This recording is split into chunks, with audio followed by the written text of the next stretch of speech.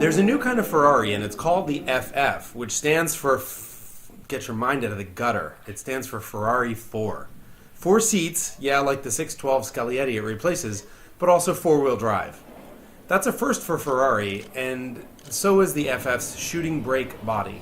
A shooting brake is traditionally a 2-door station wagon, and this isn't the most sensual-looking Ferrari ever, but the FF looks far better on the road, and you don't really notice that smiling anime character front end.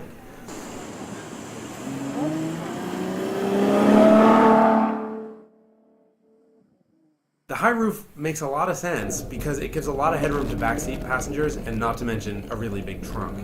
Of course, being a Ferrari, the most important thing is the engine. And this one's an all-new V12. It's 6.3 liters, makes about 651 horsepower, give or take a million or something. And it's attached to a 7-speed dual-clutch automatic gearbox, which is standard fare for new Ferraris these days. But what's different is, of course, the 4-wheel drive system. And this is the first time we've ever seen a 4-wheel drive system like this. The transmission is at the back of the FF, and rather than send power all the way back up to the front end, Ferrari bolted a second transmission to the front of the engine. The second transmission is called the PTU, or the Power Transfer Unit, and it uses 2 gears and 2 clutch packs to power the front wheels only when it needs to. You may not want to hear it, but the truth of the matter is that 4-wheel drive used to be a 4-letter word when it comes to performance. And with the advent of computer-controlled 4-wheel drive systems like this one, the engineers are able to engineer out all of the drawbacks with all of the benefits intact. And you wind up having, in this case, a Ferrari that lives up to all of its grand tours and, honestly, its sports car heritage without any drawbacks, and you can take it up into the mountains.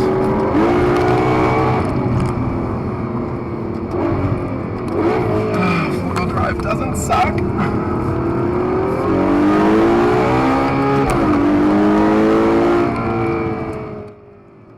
So what this winds up is being a practical supercar, right? You have 4 big seats, you have a lot of trunk space. Ferrari says that the FF has more trunk room than a Porsche Panamera, and then you can fold the seats down on top of that, remember. So you have a 4-wheel drive car that you can drive all the time in all weather, but it's still a Ferrari, of course, which means that it makes all kinds of glorious noises and does all kinds of fun things to your extremities.